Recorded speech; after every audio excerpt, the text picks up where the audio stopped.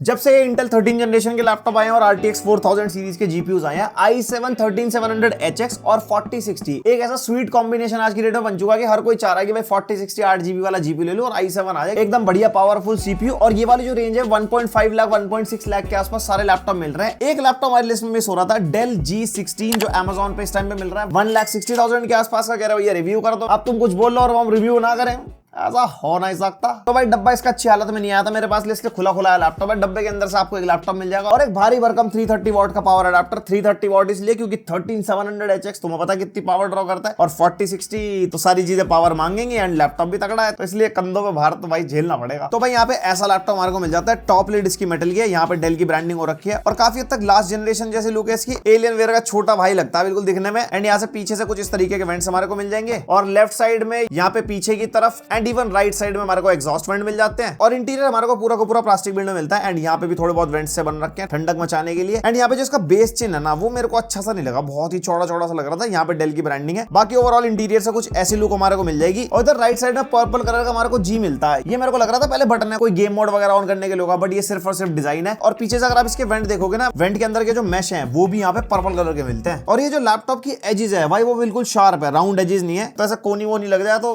पता लगा छिल छुल गया हाथ। और इस लैपटॉप का वेट 2.5 kg के आसपास है। और अगर आप इसकी थिकनेस देखोगे भाई अच्छी खासी मोटी मिल जाती है। और टॉप लिड फ्लेक्स हमारे को कुछ इतना मिल जाता है जो कि ऐसा ज्यादा नहीं है। और कीबोर्ड फ्लेक्स भी इसके अंदर ऐसा कुछ ज्यादा नहीं है, बहुत ही माइनर है। बिल्ड क्वालिटी के मामले में भाई ओवरऑल सॉलिड है लैपटॉप। और वेट डिस्ट्रीब्यूशन बढ़िया है, एक हाथ से लिड इसकी ओपन हो जाती है और मैक्सिमम कुछ इतनी लिड इसकी ओपन हो जाती है। और यहाँ पे कुछ इतना स्क्रीन वॉबल हमारे को मिलता है जो ज्यादा नहीं है, ठीक ठाक सही है। अब जरा तकनीकी बातें कर लेते हैं। इसके अंदर जो प्रोसेसर है वो इसके अंदर इंटेल कोर i7 13650HX मिलता है, जो हमारा 14 कोर्स 20 थ्रेड्स वाला प्रोसेसर है। 6 P कोर्स मिलते हैं यहाँ पे, 8 E कोर्स मिलते हैं। और वहीं पर अगर आप 13700HX से कंपेयर करोगे ना, तो बस 2 P कोर इसके अंदर कम है, बाकी लगभग टेक्निकल स्पेसिफिकेशन सेम है। और ग्राउंड रियलिटी में ज्यादा परफॉर्मेंस का डिफरेंस नहीं है इसके अंदर। Nvidia RTX 4060 आपको मिल जाएगा 140 वॉट TGP वाला 8GB VRAM वाला जीपीयू हमारा ये। और यहाँ पे मिल जाते हैं 16GB DDR5 RAM 4800 MHz clock speed वाली डुअल चैनल में। एंड यहाँ पे टोटल 2 ही स्लॉट हमारे को मिलते हैं, मैक्सिमम 32GB तक आप अपग्रेड कर सकते हो। और इसके अंदर 1TB की Gen 4 SSD आती है। मेरे वाली की रीड एंड राइट स्पीड कम आ रही थी, एक्चुअली ये रिटेल यूनिट नहीं है। जब आप इंडियन रिटेल यूनिट बाय करोगे ना, उसके अंदर माइट भी सही मिल सकती है स्पीड। आप में से किसी ने बाय कर रखा हो मेरे को कमेंट में बता देना। इसके अंदर Gen 4 वाली स्पीड नहीं आ रही थी, Gen 3 वाली मिली मेरे को। एंड इसमें मैक्सिमम 2 स्लॉट हमारे को मिलते हैं। एक तो छोटे वाली SSD लगेगी जो 2242 साइज वाली है, जैसे हैंडल डिवाइसेस में लगती है जैसे ROG Ally में। और एक हमारे को M.2 का फुल साइज वाला मिलेगा। एंड पर स्लॉट 2 TB ये सपोर्ट करता है, तो टोटल 4 TB स्टोरेज आप एक्सपैंड कर सकते हो।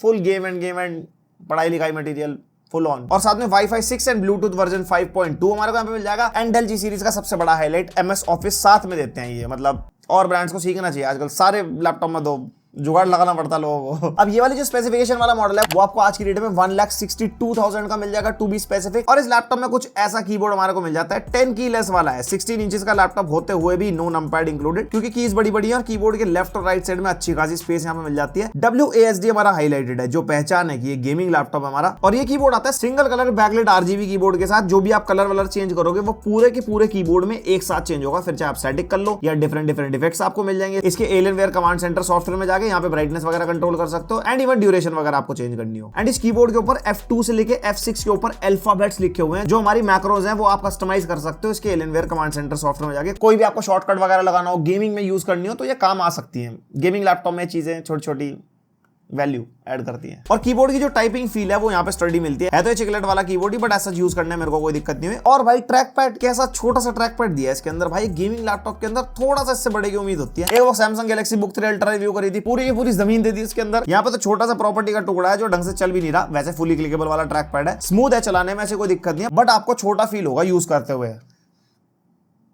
Track pad.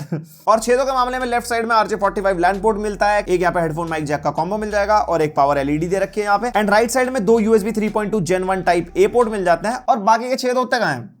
पीछे की तरफ एलियनवेयर की सस्ती कॉपी। यहाँ पे एक पावर इनपुट का पोर्ट मिल जाएगा, एक USB 3.2 Gen 1 type A port, उसके बाद एक HDMI 2.1 का पोर्ट और एक USB-C 3.2 Gen 2 type C port, जो डिस्प्ले पोर्ट 1.4 को सपोर्ट करता है लेकिन कोई भी पावर डिलीवरी को सपोर्ट नहीं करता। यहाँ पे PD वाला चार्जर लगाओ ना तो साफ मैसेज आता है कि भैया मैं चार्ज नहीं करूंगा। एंड भाई पोर्ट्स के मामले में लैपटॉप में ड्रॉबैक है, जिस प्राइस पॉइंट का लैपटॉप है, देखो टाइप सी का एक ही पोर्ट है जिसके अंदर PD सपोर्ट नहीं है एंड थंडरबोल्ट 4 पोर्ट तक नहीं है भाई। 13 जनरेशन लैपटॉप इंटेल के भाई, और प्राइसिंग भी अच्छी खासी 1,62,000, तो ये एक डील ब्रेकर हो सकता है। एंड लैपटॉप का वो भाग जिसको आप दिन रात देखोगे, आई मीन डिस्प्ले। इसके अंदर मिलते हैं 16 इंचेस की क्वाड एचडी प्लस डिस्प्ले जिसका रेजोल्यूशन 2560 बाय 1600 है, यानी कि 16:10 वाली डिस्प्ले। एंड ये हमारा एंटी ग्लेयर पैनल है, 165 हर्ट्ज का रिफ्रेश रेट मिल जाएगा, तो ई स्पोर्ट्स वगैरह में आपको मजा आएगा। लेकिन जिस प्राइस का लैपटॉप है यहाँ पे 240 हर्ट्ज हो सकता था, लाइक एसर प्रेडेटर हीलियोस में 1,60,000 में 240 हर्ट्ज मिलता है। एंड वहीं पे बात आती है कलर गैमेट की, 100% एसआरजी मिलेगी, कलर्स वगैरह बढ़िया दिखाई देते हैं। कंटेंट वगैरह देखना हो यूट्यूब पे, हमारी वीडियो देखनी हो या कलर ग्रेडिंग वाले आप टास्क करते हो इन वीडियो एडिटिंग या फिर फोटो एडिटिंग, उसके हिसाब से कलर्स वगैरह बढ़िया है। लेकिन बात आती है ड्रॉबैक की, वो है ब्राइटनेस। 300 निट्स की ब्राइटनेस आती है इसके अंदर। बाकी आप कंपेटिटिव ब्रांड्स में उठा के देखो, Lenovo Legion में भी 500 निट्स की ब्राइटनेस मिल जाती है, इवन एसर प्रेडेटर हीलियोस में भी 500 निट्स मिल जाती है। इसमें 300 निट्स है, कम से कम 500 निट्स होनी चाहिए थी। ये भी एक डील ब्रेकर है इस प्राइस पॉइंट पे। बाकी कंक्लूजन का वेट करना, वहां पे कुछ बताऊंगा बढ़िया। एंड बाय 2023 चल रहा है, तो मक स्विच आपको सारे लैपटॉप्स में मिलता है, तो इसके अंदर भी है। और इसका मक स्विच बायोस के अंदर जाके मिलेगा। यहाँ पे आपको हाइब्रिड डिस्क्रीट मोड वगैरह मिल जाते हैं, जिससे आप इसकी इंटरनल डिस्प्ले का आउटपुट चेंज कर सकते हो from iGPU to eGPU। iGPU mode में बैटरी बैकअप अच्छा मिलता है, परफॉर्मेंस कम। eGPU मोड में परफॉर्मेंस बढ़िया मिलती है, बैटरी बैकअप कम। पता होगा, नहीं पता सब्सक्राइब करो चैनल को। कोई सेंस है इस बात? एंड डिस्प्ले की बात चल रही है, HDMI से डिस्प्ले आउटपुट लोगे तो RTX कार्ड से मिलेगा, लेकिन टाइप सी पोर्ट भी है ना DP 1.4 वाला, उससे iGPU से आउटपुट मिलता है। मेरे हिसाब से वो भी RTX से होता तो ज्यादा बेटर होता, अगर बंदे को टाइप सी के थ्रू डिस्प्ले आउटपुट लेना हो तो परफॉर्मेंस। और ये इसका कुछ ऐसा वेबकैम टेस्ट और माइक भी लैपटॉप का यूज हो रहा है। 720p वाला वेबकैम मिलता है, मेरे हिसाब से 1080p भी मिलना चाहिए था जिस प्राइस पे लैपटॉप आता है, बट स्टिल क्वालिटी अच्छी निकाल देता है। एंड लाइट कंट्रोल वगैरह भी सही है, लाइक ऐसा कोई ओवर एक्सपोज नहीं होता मेरा चेहरा। आपको कैसा लगा मेरे को कमेंट सेक्शन में बताओ। भाई ब्रांड का कहना 2-2 वॉट के 2 स्पीकर है, लेकिन अच्छे खासे लाउड है, क्रिस्प आवाज, क्लियर है एंड मजा आएगा आपको आवाज सुनने में। अबव एवरेज वाले मैं कह सकता हूं, मतलब बहुत ही तगड़े नहीं, उससे थोड़ा सा नीचे, मतलब अच्छे हैं स्पीकर गेमिंग लैपटॉप के हिसाब से। एंड इस लैपटॉप के अंदर मिल जाएगी आपको 86 वॉट आवर की बैटरी, जो कि अच्छी चीज है। गेमिंग लैपटॉप भाई 80 वॉट आवर से ऊपर होनी चाहिए बैटरी। एंड वही अगर आप नॉर्मल टास्क करोगे, यूट्यूब वगैरह चलाते हो, ब्राइटनेस कम कर लो और इसके एलियनवेयर कमांड सेंटर में जाके बैटरी सेवर वाले मोड पे लगा लो, तो आराम से 5 से 6 घंटे का बैकअप मिल जाएगा। बाकी डिफरेंट मोड होंगे, डिफरेंट यूसेज होगा, डिफरेंट सिनेरियो होगा, तो आपका बैटरी बैकअप ऊपर नीचे हो सकता है। और इसका जो 330 वॉट का चार्जर है, डेल एक्सप्रेस चार्जिंग को सपोर्ट करता है, यानी कि फास्ट चार्जिंग। ये मोटी चप्पल आपको साथ उठा के घूमनी पड़ेगी फास्ट चार्जिंग के लिए, वैसे भी पीडी का सपोर्ट नहीं है, तो बस जो है यही है। एंड अब जरा परफॉर्मेंस की बात कर लेते हैं। सबसे पहले नंबर वगैरह देख लो, Cinebench R23 के स्कोर्स आपके सामने, उसके बाद Geekbench 6 एंड यहाँ पे 3D Mark Time निकाला, ओहो बढ़िया नंबर दिखा गया है। तो एंड PC Mark 10 में भी भाई 7400 के आसपास। उसके अलावा क्रॉस मार्क भी किया था फॉर द कंपैरिजन, एंड 4060 है, तो ब्लेंडर बेंचमार्क्स में 3600 आना तो भाई पक्का ही है। एंड अगर ब्लेंडर बेंचमार्क में 3000 प्लस कोड निकल गया तो 3D मॉडलिंग, रेंडरिंग, आर्किटेक्चर, कोई भी तगड़े GPU इंटेंसिव टास्क करते हो ना, जैसे कि गेम डेवलपमेंट ही हो गया, तो वो सारे टास्क आप इन सब लैपटॉप्स पे कर सकते हो। एंड इस लैपटॉप के अंदर आप सारे काम कर सकते हो, 4K लेवल की वीडियो एडिटिंग आराम से, फोटोशॉप चलाना आराम से, मल्टीटास्किंग करनी हो, कोडिंग करनी हो, मतलब 1.5 लाख वाला लैपटॉप है। इतने सारे रिव्यू कर चुका हूं, आपको पता है ये कितने कैपेबल होते हैं। लाइक आज की डेट में i7 13 जनरेशन HX वाला प्रोसेसर के साथ 4060 एक सबसे ऑप्टिमम चॉइस में कहूंगा, अगर बंदे का 1.5 लाख के आसपास तक का बजट है। इस कॉन्फ़िगरेशन के अंदर आप सारे काम आराम से कर सकते हो, आंख बंद करके नहीं, आंख खुली रखना। काम कैसे करोगे तुम, गलत बात। और यहाँ पे परफॉर्मेंस की बात चल रही है, एलियनवेयर कमांड सेंटर मिलता है इसके अंदर। डेल वाले G सीरीज कमांड सेंटर कुछ नहीं करते, कह रहे भैया एलियनवेयर में भी एलियनवेयर, इसमें भी एलियनवेयर। यहाँ पे होम स्क्रीन हमारे को ऐसी मिल जाती है, यहाँ पे हमारे स्टैट्स वगैरह आ जाएंगे। यहाँ पे डिफरेंट मोड्स है, battery saver, quiet, balance, performance, और हम सारे गेम टेस्ट करेंगे भैया परफॉर्मेंस मोड पे, हमारे को चाहिए पूरी परफॉर्मेंस। और उसके अलावा कस्टम मोड भी यहाँ पे मिलता है, जैसे डेल एलियनवेयर में नहीं आपको दिखा था। एडवांस के अंदर अगर आप जाओगे, यहाँ पे आप ऑफसेट सेट कर सकते हो फैंस का भी, एंड इवन नीचे टेम्परेचर लिमिट्स आप सेट कर सकते हो। उसके अलावा GPU जोन के अंदर अगर आप जाओगे तो यहाँ पे भी फैन का ऑफसेट वगैरह मिल जाता है। बेसिकली अंडर वोल्टिंग ये है, बस यहाँ पे अगर आप टेम्परेचर सेट करके छोड़ दोगे ना, फॉर एग्जांपल 88 या 85 डिग्री, तो उससे ऊपर नहीं जाएगा, तो ऑटोमेटिकली CPU वॉटेज या फैन या क्लॉक स्पीड वो ट्वीक करता रहेगा। लेकिन हमने जितने गेम टेस्ट करे हैं परफॉर्मेंस में करे हैं, कुछ भी ट्वीक नहीं करा इसके अंदर। उसके अलावा ये सेकंड ऑप्शन मिल जाता है, यहाँ पे आपको सारे मोड्स वगैरह मिल जाएंगे। एंड उसके अलावा कीबोर्ड वाले ऑप्शन मिल जाते हैं AlienFX के अंदर, जो आपको ऑलरेडी बता चुका हूँ। यहाँ पे लाइब्रेरी मिल जाएगी, एप्स वगैरह ऐड कर सकते हो। उसके अलावा Dolby Atmos का ऑप्शन मिल जाएगा, यहाँ क्लिक करोगे तो दूसरी एप्लीकेशन खोल देता है। और भाई गेमिंग लैपटॉप, और तुम्हें गेमिंग का भाई पूरा इंतजार होगा, भैया गेम दिखाओ यार, ये सब देख लिया हो गया, तो गेम टेस्ट पे नजर मारो। उसके बाद कंक्लूजन की बात करते हैं कि ये लैपटॉप लेना चाहिए, नहीं लेना चाहिए, या फिर किस प्राइस पे लेना चाहिए। तो भाई शुरुआत करते हैं सबसे पहले CPU को स्ट्रेस करने से। यहाँ पे टेस्ट कर रहे हैं Valorant, रेजोल्यूशन हमारा 1600p पे ही है, ग्राफिक्स क्वालिटी को रखा हमने हाई पे, एंड यहाँ पे एज एक्सपेक्टेड 300 के आसपास फ्रेम रेट निकल के आ रहे हैं। और तुमने सेटिंग्स में नोट कर लिया होगा कि भैया 240 हर्ट्ज की डिस्प्ले दिखा रहा है, वैसे तो 165 बता रहे थे आप। ये जो मेरे पास यूनिट आई है, ये इंडियन यूनिट नहीं है, इस कॉन्फ़िगरेशन के अंदर 240 हर्ट्ज आता ही नहीं है, इसलिए मैंने आपको बताया नहीं, आपको कंफ्यूज करने के लिए।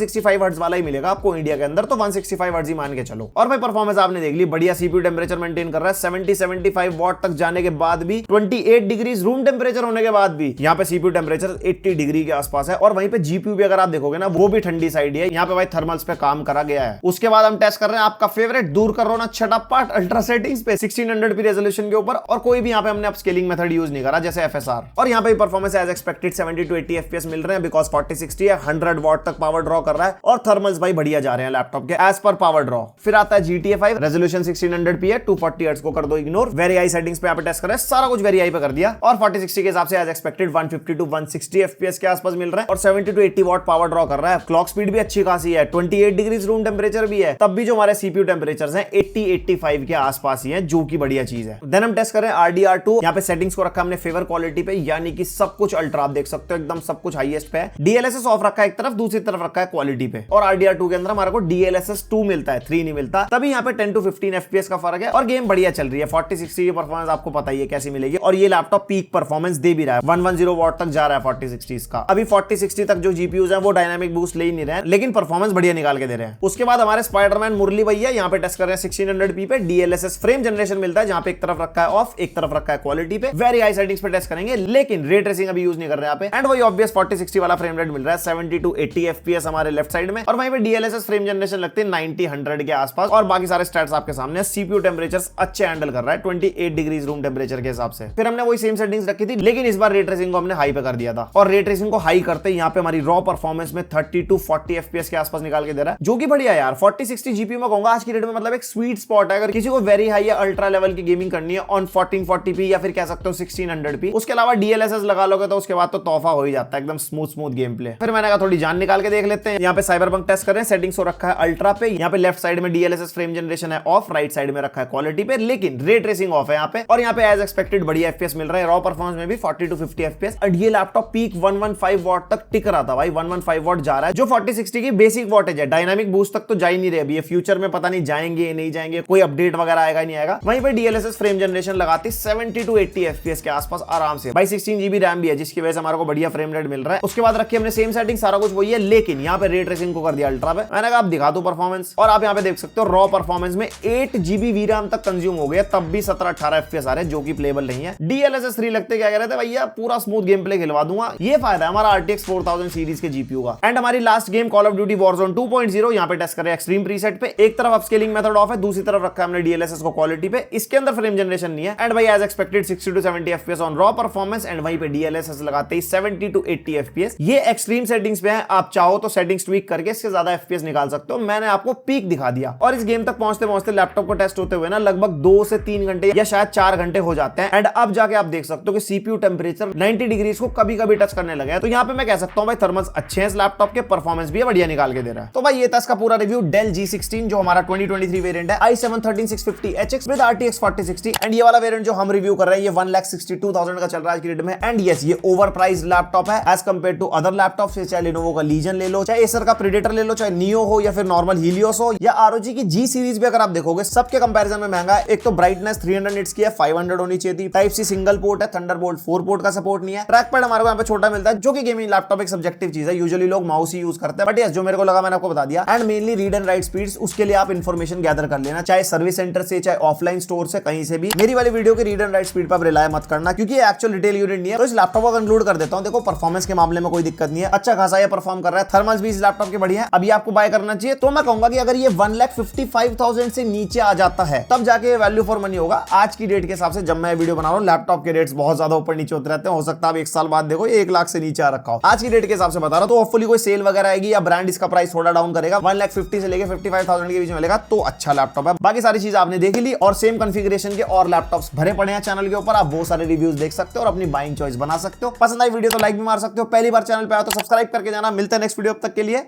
Bye. Blood in my tongue keeps bleeding from the words I spit. So sharp, so freezing, so cold. Behold, frostbite, they feeling. I could tear you apart, or I could go.